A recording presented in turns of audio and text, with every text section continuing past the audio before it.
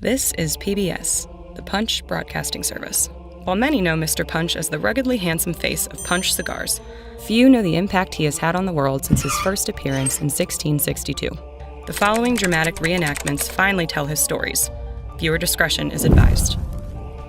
This is Punch history. The year 2018. After a night of mischief and a few pints of beer, Mr. Punch gently dozed off to sleep.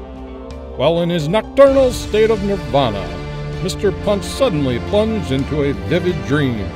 Here, a cloaked figure approached him and boasted about a place that holds the darkest cigar the universe has ever known. Its name? Diablo. After whispering the location to Mr. Punch awoke from his slumber, whistled for his loyal dragon Gary, and rode off to find Diablo.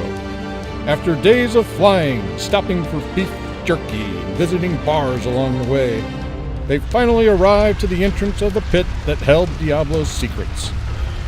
Flying into the tunnel, which seemed to stretch for an eternity, Mr. Punch noticed many familiar faces, such as John Wilkes Booth, Vlad the Impaler, and Ivan the Terrible. Finally arriving at his destination, Mr. Punch expected to meet the leader of this underworld. Seeing no one on board, Mr. Punch pulled out his trusty fiddle and began to play. Suddenly, to his shock and dismay, the leader emerged. It was the one and only Christopher Columbus. Columbus, seeing his shock, said, I know, I was supposed to be a hero, right? Yeah, but I did some pretty f***ed up stuff too. Knowing Mr. Punch was there for Diablo, Columbus had to think quickly if he was to find a way to defeat the ounce-for-ounce best fighter in the world. So Columbus taunted Mr. Punch with his impressive fiddle duel record, saying, Mr. Punch, I've vanquished over 60,000 foes, and I hope you're prepared to be the next. Mr. Punch then asked, didn't you once lose to some drifter named Johnny? Irate that Mr. Punch brought up his one loss, Columbus demanded to wager a box of Diablo against Mr. Punch's soul.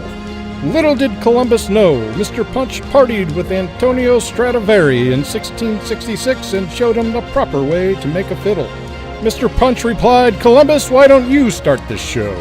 So Columbus grabbed his fiddle and began to play, his bow creating an otherworldly sound that was to be admired. The technique, the focus, the melody, all proved that Columbus just might be the best fiddle player. As Mr. Punch left, he wished Columbus farewell by saying, make that 2 losses, bitch. With the box of Diablo in hand, Mr. Punch mounted his mighty sidekick Gary and journeyed out of the abyss to the cheering masses waiting for Punch Diablo. So visit your local shop or favorite website and buy Punch Diablo now, for it was because of Mr. Punch and his loyal dragon Gary that Punch Diablo is finally here. Godspeed, Mr. Punch and Gary the Dragon.